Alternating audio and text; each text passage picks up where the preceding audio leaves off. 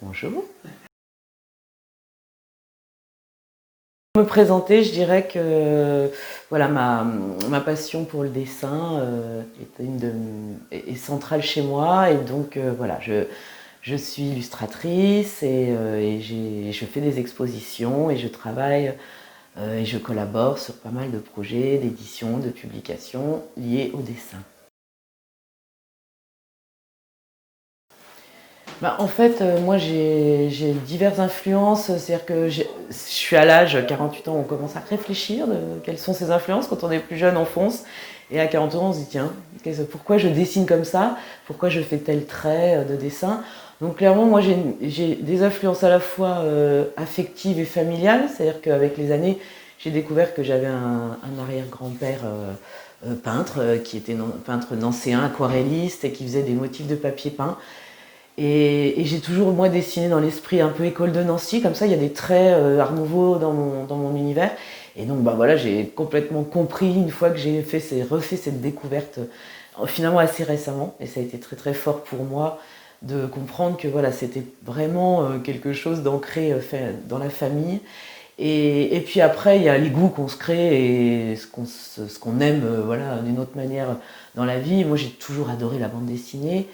Et depuis petite, alors tout ce qui est BD, Franquin, Astérix, et ce qu'on appelle la ligne claire, Tintin, les grands classiques de la bande dessinée belge, franco-belge. Et après, comme j'aimais ça, je suis allée plus vers des auteurs plus alternatifs, de la BD plus underground, comme on dit. Et donc là, j'ai découvert aussi tout un pan de choses plus subversives, comme Charles Burns, comme les Américains, enfin voilà, plein de BD américaines, noir et blanc, qui parlaient de losers, qui parlaient de gens, de combats, voilà, de la société américaine, qui avaient envie qui sortaient vraiment des sentiers battus et qui étaient assez révoltés ou losers magnifiques. Et tout ça, il y a vraiment un univers de BD extrêmement fort aux États-Unis, et puis après avec des choses comme l'association en France aussi. Donc voilà, je suis une grande fan de littérature, mais surtout au cœur de tout ce qui est écrit, grande fan de BD.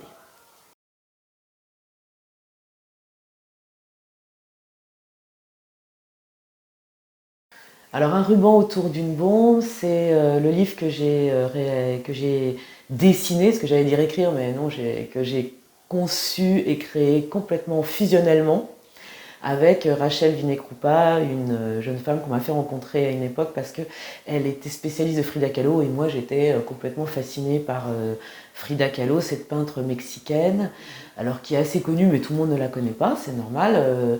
Et donc elle est assez célèbre dans l'univers des femmes peintres parce qu'il y en a peu malheureusement. Et elle est quand même une image très très forte et au Mexique et en France et dans le monde. Et c'est sans doute la peintre femme la plus célèbre du monde. Après, je vous dis bien ça, on a le droit de ne pas la connaître. Hein. Ça peut être chez les initiés aussi. Mais en fait, Frida Kahlo, elle me fascinait aussi par sa personnalité. Je n'étais pas forcément d'ailleurs complètement fan de ses œuvres. Mais la femme en tant que telle, enfin, c'est une femme qui respire la liberté. On sent, dès qu'on lit ses biographies nombreuses, qu'elle a tout choisi dans sa vie, qu'elle l'a pas toujours contrôlée, mais en tout cas qu'elle a été extrêmement libre et elle a bouleversé énormément les codes des sociétés. Et ces personnes-là me fascinent toujours, et notamment quand c'est des femmes, parce qu'on sait que pour elles c'est plus dur encore que pour les hommes de vivre ça.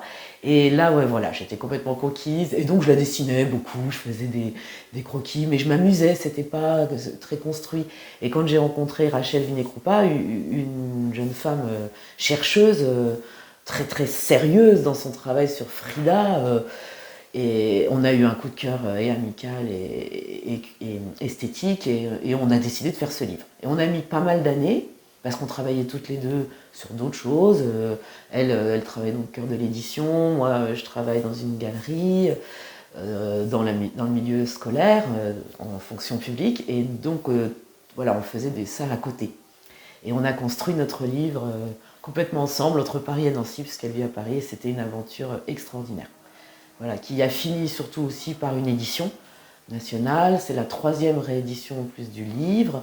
dans une petite maison d'édition, je dis petite qui grossit, donc je ne veux pas dire petite, qui est en train de prendre beaucoup d'importance nationalement et internationalement, Nada Édition.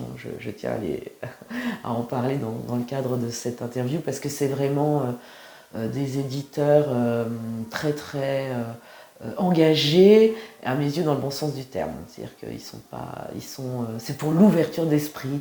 Et donc voilà, il faut aller regarder leur catalogue Nada Édition.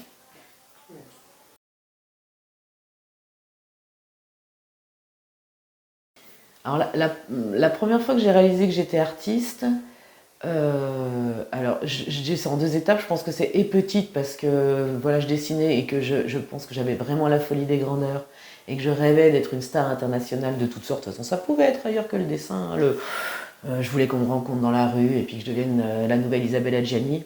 Bon, je sais plus c'est qui actuellement qui pourrait, voilà, ou Britney Spears. Bon, ça c'est encore vieux. Je suis un peu trop âgée pour trouver des noms récents.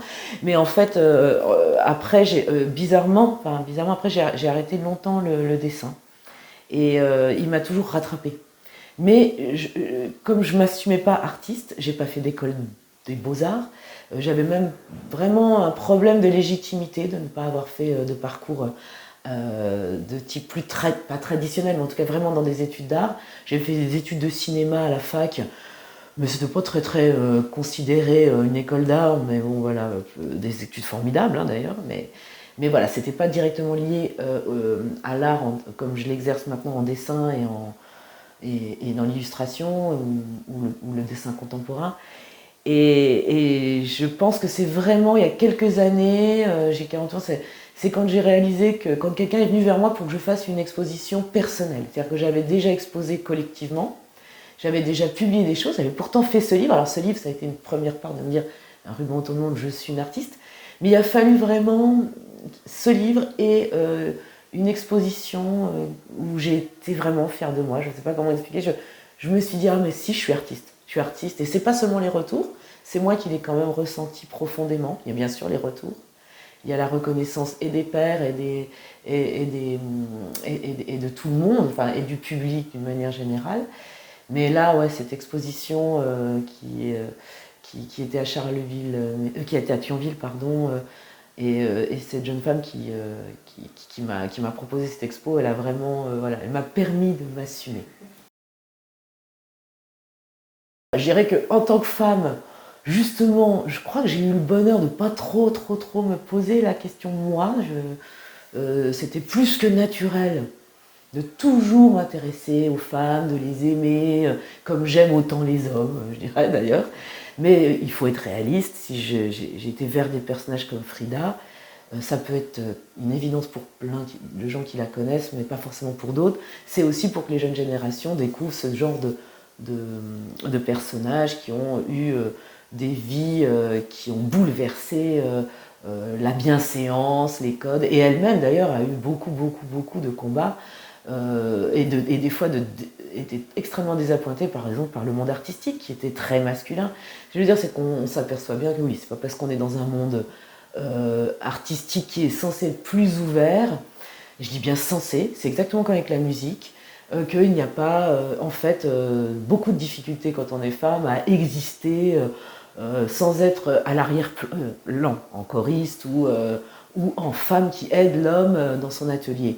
Et on découvre maintenant, et c'est pas fini, on va relever beaucoup d'histoires de femmes qui en fait ont découvert ceci, ont découvert cela, l'informatique, et en fait qui ont été finalement pas mis au devant de la scène par des années de culture de on baisse la tête et de la soumission et de choses comme ça. Donc voilà, je dirais qu'en tant que femme, je l'ai toujours un peu ouverte et je pense qu'on doit l'ouvrir toute.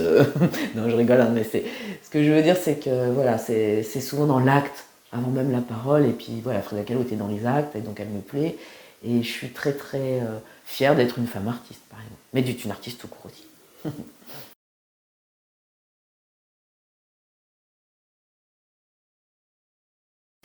C'est compliqué, une citation qui a guidé ma vie. Parce que, bah, disons, on parlait du livre Un ruban autour d'une bombe, en fait, c'est une citation.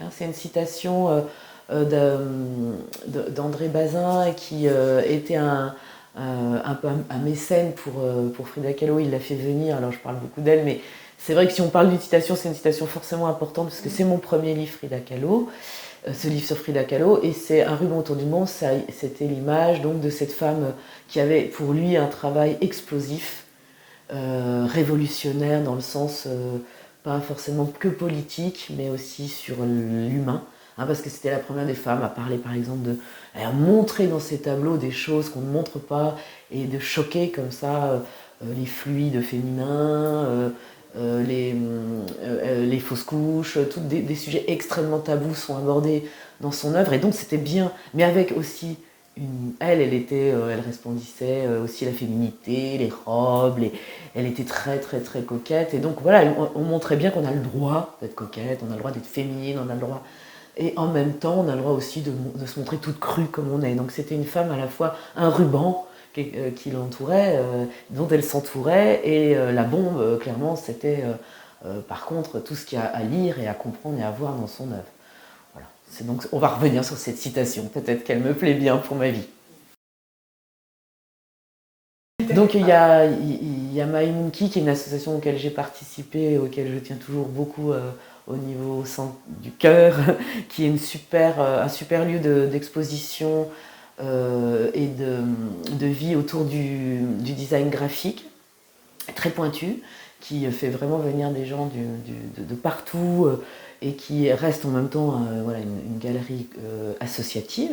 Il y a aussi Ergastul, dans le même esprit, mais plus tourné vers l'art contemporain, et qui met vraiment voilà, en avant des artistes émergents dans l'art contemporain ou confirmés, et qui surtout permet d'être accompagnés dans de la création. Donc ils font des mini-résidences autour après de la création d'argile, de verre, de plein de choses. Ça, ils sont aussi assez formidables. Il y a le CCGP, hein, le centre Georges Pompidou, qui est aussi un autre lieu emblématique de Nancy, qui est issu plus du street art, mais pas que, et qui là aussi s'ouvre à plein d'artistes, mais qui, bon, quand même, est dans cet esprit de l'art, souvent d'ailleurs engagé, mais fait aussi des événements, notamment autour de la photo.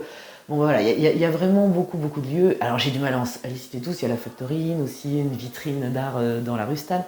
Donc moi, si vous voulez, je suis très touchée par tous les lieux comme ça, qui ne sont pas confidentiels, mais qui sont quand même, c'est sûr, assez pointus. Et j'encourage à ceux qui les connaissent pas, à emmener leurs enfants et leurs grands-parents aussi voir des choses qui ne sont pas uniquement réservées à des étudiants d'art. Et il faut s'ouvrir à ça. Après, je citerai bien aussi, bon bah, je ne vais pas citer tous les lieux emblématiques extraordinaires de Nancy qui sont plus institutionnels, hein, pas la peine pour eux, parce qu'ils sont déjà suffisamment soutenus. Et puis il y a aussi, après, c'est une ville de bars et de restaurants. Hein. Voilà. Ça te suffira. Ouais, Alors 2021 pour moi, c'est une année particulière, parce que comme je travaille donc aussi dans une galerie d'art, et que je fais aussi donc moi des expos, c'est-à-dire qu'à la fois j'ai une vie assez merveilleuse où je peux accompagner des artistes dans leurs projets d'art, et en même temps, ben voilà, moi je peux aussi de temps en temps, je m'autorise une fois dans l'année au moins à faire un projet très personnel, ou deux, si j'arrive à trouver le temps.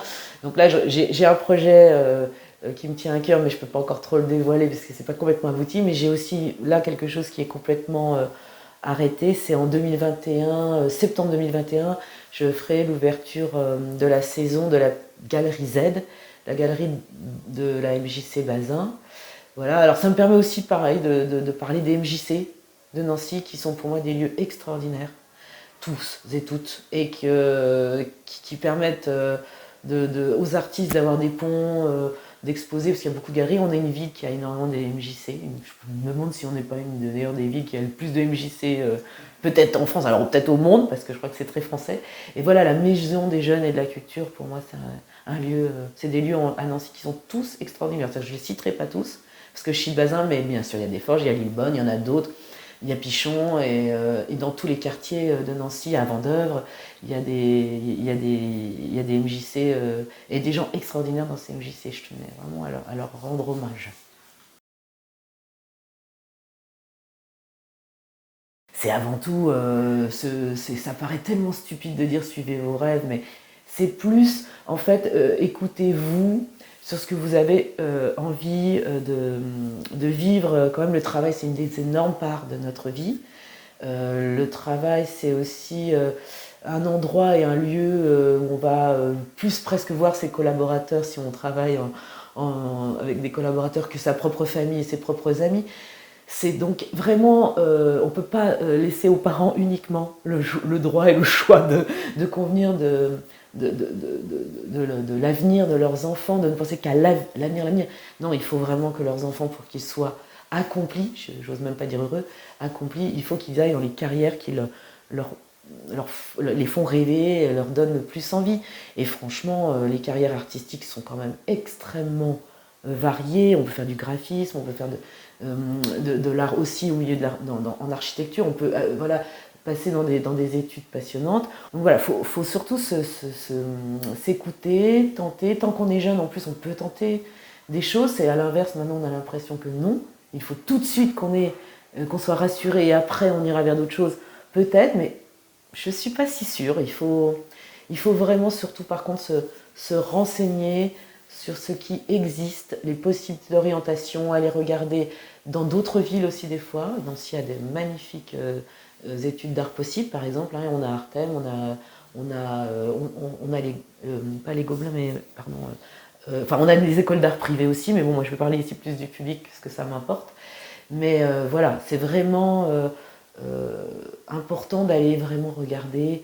La Belgique aussi est un lieu extraordinaire d'école d'art. Et c'est pas loin de Bruxelles. Donc pour des parents, imaginez qu'il n'y a pas que Paris. On peut aussi. C'est sûr qu'en ce moment, c'est peut-être un petit peu compliqué tout ce que je dis par rapport à la situation actuelle, mais elle va forcément pas durer.